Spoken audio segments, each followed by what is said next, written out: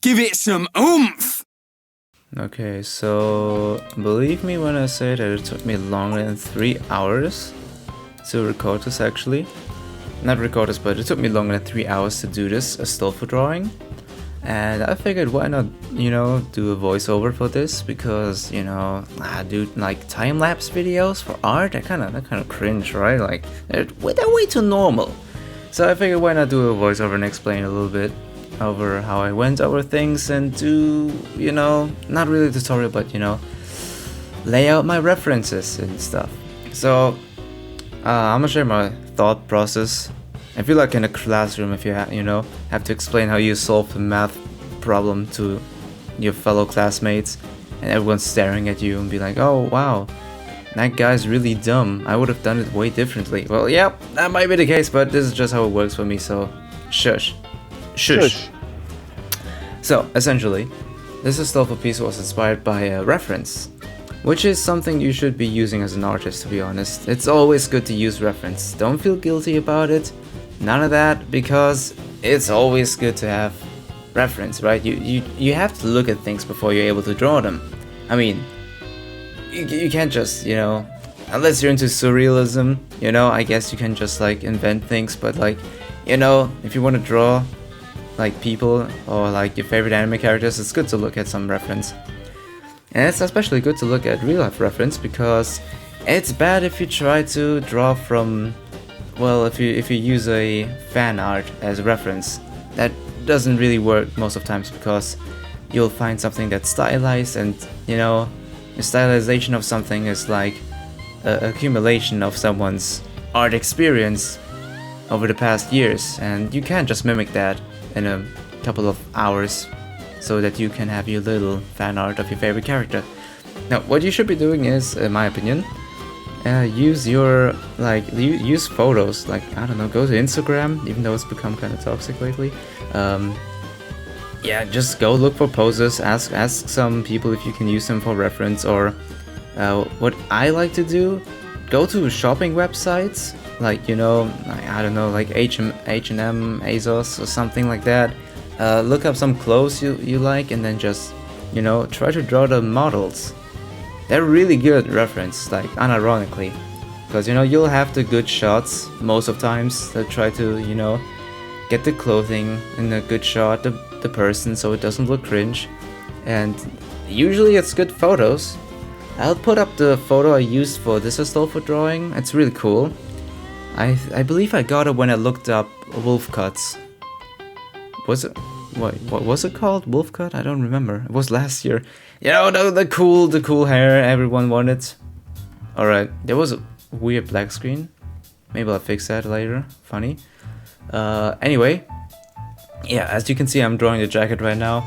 Astolfo's jacket, by the way, this is Astolfo's casual clothes. I'll put it up, hopefully, if I don't forget it. I'm trying to mix his jacket with the one of the reference, because his usual jacket, well, it's kind of, is a little different, alright, it's a little different. The one in the reference has like a, you know, biker jacket vibe. I don't know if it's a biker jacket, but I believe it is. Yeah, I try to merge the biker jacket with Astolfo's jacket so that it's, well, you know, comfy and cute still. Obviously had to change it to purple, because that's just his color. That's just its color. And yeah, the cool thing about it is that you can, you know, always, no, I don't even know what the hell was I trying to say there? I was trying to say that you can always mix in other colors to like get a cool contrast. If you've done some theory on the color wheel, you know that complementary colors or analogous colors, you know, they work very well together. Go look up some color theory videos on YouTube. They're actually really easy to understand, and you can utilize them really good. Oh, we're at that part where I realized that I messed up the jacket. Like the, yeah. So as you can see, I messed up the perspective, and I had to actually go look in the mirror and pose and look where the arm goes, because obviously his other hand is also in the jacket's pocket, but I forgot about that, and I just, you know, I figured like whatever, just paint over the shoulder, and then I realized, no wait, I have to draw the shoulder, and I don't think, yeah, it's still, wait, is it still, it's still wrong, I think, that the mistake is still in there. Yeah, I think I'll fix it at the end of this, but yeah, whatever. Actually, this is a really good tip as well. If you want a certain pose, and you can't find a reference for it, just take a photo of yourself. And honestly, you don't even have to get like another person to take a photo of you, because I know that can be a little bit, well, cringy, or if you're too shy to ask someone else, just use the selfie and just use the selfie. Nah, what I'm about to say is take a selfie and use the timer. Alright? It works. It works. Trust me. I used a lot of photos of myself for my past drawings, and honestly, it's good. It's a good reference, yeah, if you have something specific, you know, especially like hand references. If you want to draw, like, if you want to practice hands and you need some poses for the hands, you know, if you want to draw like, I don't know, like a fist, or like if you just want to, I don't know, well, essentially take pictures of yourself, you know, take pictures of yourself, utilize everything you can. You have a camera on your smartphone, make sure to make use of that. And oh, I see that we're, alright, the hair part. I swear to God, the hair part was one of the worst things ever. I was so confident at first, but like, it kind of messed me up, not gonna lie. His ponytail, I didn't know how to do that, because what I was trying for is a nice simple composition, you know, with the colors and, you know, the guidelines for the eyes, where you're supposed to look first and whatnot. And I kind of messed up hard. I haven't really paid attention to the footage because I've just been rambling on about things, but I think, no, I think this is the first attempt, right? Is it? Yeah, this is the first attempt. I'm gonna erase that, I think. Look at me forgetting my own art process. I believe, yeah, I deleted it, right? Yeah. What, did I? Yeah, no, so definitely I redid that sketch as well. Yeah, as you can see, I immediately went to pink. I know, I feel like I've been lagging right now, but like I'm just slow, because I made the footage times 10. And it's a little too fast for me to commentate real life. Dog. My English is really bad right now, I'm so sorry. I woke up like an hour ago or so I'm just, you know, I'm still chilling right now. But this is the part where I got confident with the hair. I was like, okay, you know what, screw it. The sketch is there and I'm confident enough to just, you know, paint it. My main inspiration for the hair was one of my favorite artists called, I mean, you probably know him, but RossDraws. I am in love, and I'm in love, yeah. I'm in awe. The way he draws hair just really amazes me every time, because it's so surreal. It's not really hair, but like the shape language of the hair, and his works are just immaculate, honestly. It's been a huge inspiration for me, like for 2 years now, actually. And I try to mimic it many times, but I just can't do it.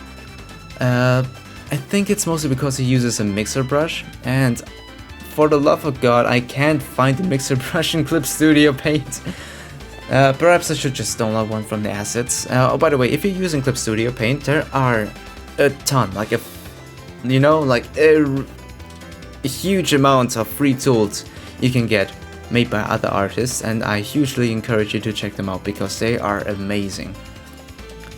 When I got my new laptop, I lost almost all of my older brushes, so I kind of forced myself to use new brushes and, you know, experiment a little. And essentially this ASTOLFO pick is like an, you know, accumulation of how I usually draw, but I have like, you know, I had to use the other brushes normally wouldn't use, and now I kind of got comfortable with them, and so I can like draw, you know, I can finally draw without having to worry about what does this brush do and what does that brush do. Yeah, so I think, yeah, this is the part where I give him freckles. I don't know why, but like I really thought like I know why. Because I have a brush that just, you know, leaves spots on purpose. And I find that very good because it's like nice, you know, it creates a nice texture for the skin. It's smooth and everything. What's also cool is that I, you know, thought to myself, so hey, what if I just try to like give him freckles? And then I did, and it looked cute, and I just left it there. By the way, what I was trying to achieve there was this drip effect. I used it in my past 3 drawings, and I thought it looked cool, so you know, I tried to do that. But then I realized, you know, nah, let's just leave it like that. And yeah, this is the part where I try to do some color dodge again, trying to recreate some RossDraws aspects. Cheers, mate. But I ended up scrapping that, and here I'm just adding a little detail with, like, you know, highlighted strains, as you do with hair, because it looks cute and cool. There I added some loose hair pieces, because, you know, it gives off the texture of, not the texture, but the feeling of, oh, this guy has hair. Yeah. I don't know what this thing is called, but yeah, like the jacket has like small bolts dangling. Okay, I shouldn't have said that. Anyways, yeah, this is the part where I try to do some fancy effects for the jacket. Okay, not for the jacket, but the picture as a whole. I use linear lighting and not color dodge because I feel like I can work better with linear lighting. Just a preference of mine. This is where I try to accentuate the wrinkles and the arm, the folds more. I think I did a good job with that. You can definitely recognize it. One of my friends actually said that I did a really good job on that. That made me very happy. Thank you. Yeah, I tried to do some soft lighting there actually. I think I used the soft light layer mode for this. The soft lighting is actually really good if you just want to add a little bit more shadow, a little bit more light somewhere, and don't really want to mess up the colors. So you can just draw a top of the layer, you know, which is really good. Yeah. Is there something else I wanted to say? Actually, I don't know. I think we're almost done. Actually, I've been talking for 12 minutes. I'm so sorry. I didn't mean to. I should have planned this a little bit more, but I feel like this freely loose style is also very okay. Like. Commentating. Yeah, like I said in my first video, I love talking. I really do. But I'm really bad at it as well. Yeah. Okay, yeah, we're nearing the end. As you can see, by the way, I scrapped the ponytail and just made it, you know, faint. Actually, I'm gonna paint a little bit of the ponytail. Yeah, this is where I tried to do it still because I was like, oh, let's go. Then I kind of went for oil painty style for the braids. I don't know how I did that, to be honest. I just went for it. But it looked cool, it really did, but I didn't fit my style, what I had in mind. So I just ended up, you know, letting it go to the side, fade out. And this is the bunny ear of the jacket. His jacket is so cute, and ASTOLFO in general is really cute. I love him. Yeah, I believe this is it, right? Yeah, I tried to do the... I completely forgot about, yeah. I love the way I drew the lips. My inspiration, oh god, the video's ending. Alright, my main inspiration for the lips is an artist called Lee.K. I absolutely love, like, I fell in love with his works, the way he just does the, I don't even know how it's called. Is it dessin or not? I don't know. But the way he draws the face features, the facial features is so cool. I love it. It just, you know, adds a sense of surrealism to his otherwise realistic features, which is really cool, and I try to take that from him. And this is the way I paint the lips now. So yeah, I think this is it. Toodles, bye, cheers, have a good day, bye!